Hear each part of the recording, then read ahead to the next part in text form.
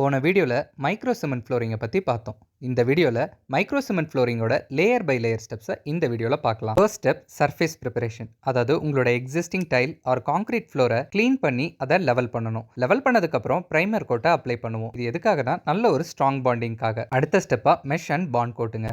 இதுல fibre class mesh லே பண்ணுவோம். இது எதுக்காகனா கிராக் வராம தவிர்க்கிறதுக்கு.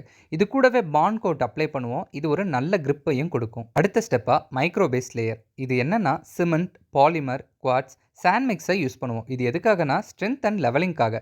இது யூஸ்வலாக உங்களுக்கு 2 கோட்டை அப்ளை பண்ணுவோம். அடுத்த ஸ்டெப்பாக மைக்ரோ ஃபினிஷ் லேயர். இதுதான் சர்ஃபேஸோட லுக்கையே டிசைட் பண்ணும். அதாவது கலர் பிக்மெண்ட்ஸை ஆட் பண்ணுவாங்க.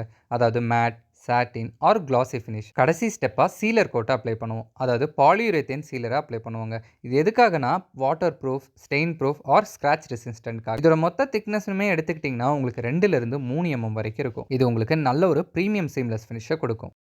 இன்ஃபர்மேஷன் வீடியோஸை பார்க்க மறக்காமல் ஸ்கை பில்டர்ஸ் அண்ட் டெவலப்பர்ஸ் பேஜை ஃபாலோ பண்ணிக்கோங்க.